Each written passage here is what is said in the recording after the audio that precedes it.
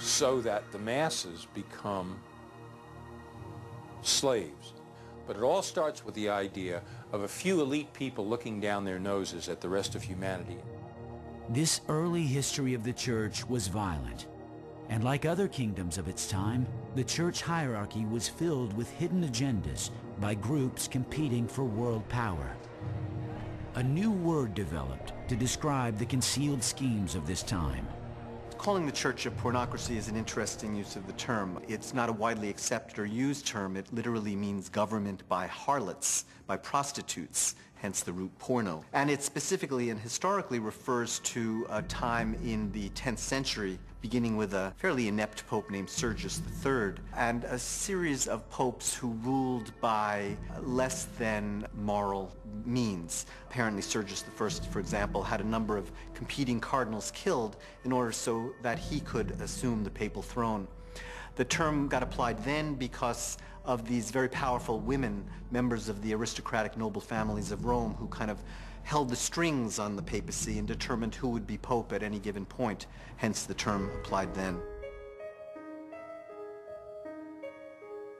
Much of this sordid history and internal secret battles is said to be sealed away in this building, 100 yards behind the Great Basilica on the Vatican grounds, the Archives. This sprawling complex is said to house the greatest collection of sacred books and folios in the world. Some have not been seen for centuries. The Vatican libraries extend for approximately 50 miles of books. The collection is enormous. I've been asked what's in the secret Vatican archives, and I must say, I don't know, because they're secret, and they have been secret for so many centuries.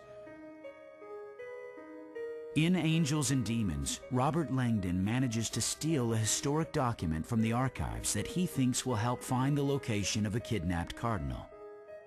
Could such a theft be committed?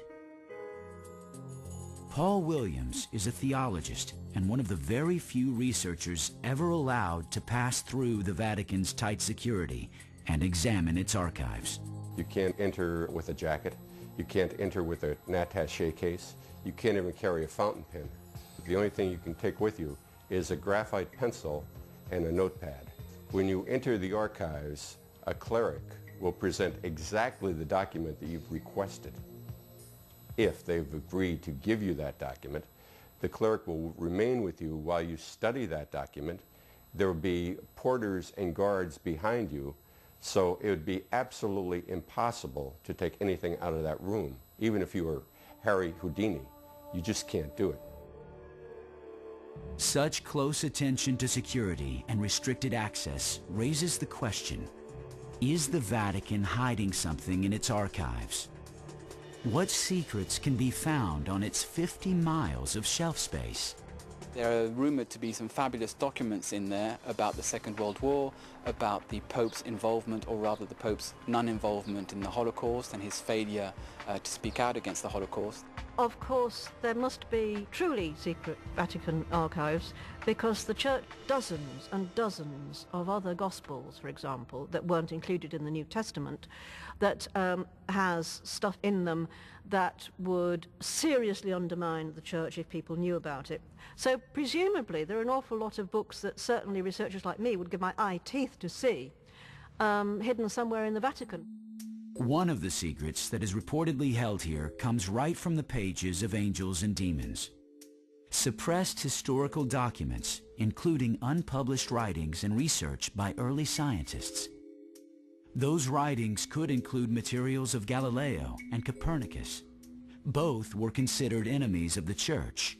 Both were linked by Dan Brown to the Illuminati. When Galileo made his revelation that, hey, the Earth and the Moon and all the planets revolve around the Sun, number one, this was disturbing the orthodoxy of the Roman Church, and two, they probably were afraid that this would lend a lot of support to sun worship, which is one of the oldest, most primitive religions, and one that they were trying desperately to stamp out. I think it's interesting that within Angels and Demons, it's not made implicit, it's not made clear which one is the angel and which one's the demon. As Dan Brown asserts in his book, even though it's fiction, to claim that Galileo and Bernini were either part of the Illuminati or Freemasons, it's not so far-fetched, I don't think. It's certainly open to possibility. There were so many groups, secret groups at that time, it was just kind of the height of secret societies throughout Europe between the 1400s to the 1800s.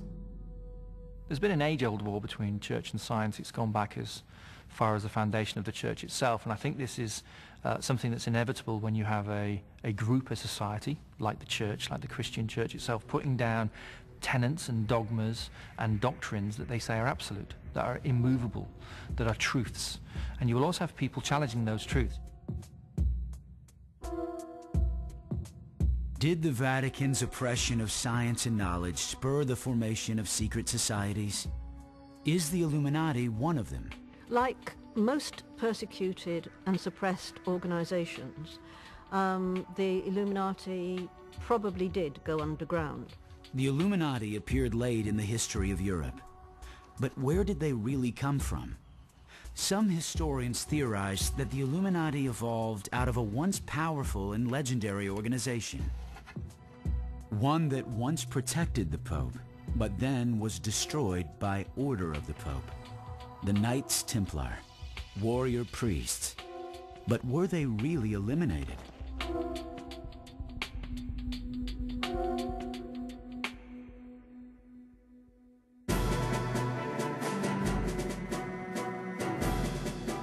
The Knights Templar started out as the Order of the Poor Knights of the Temple of Solomon.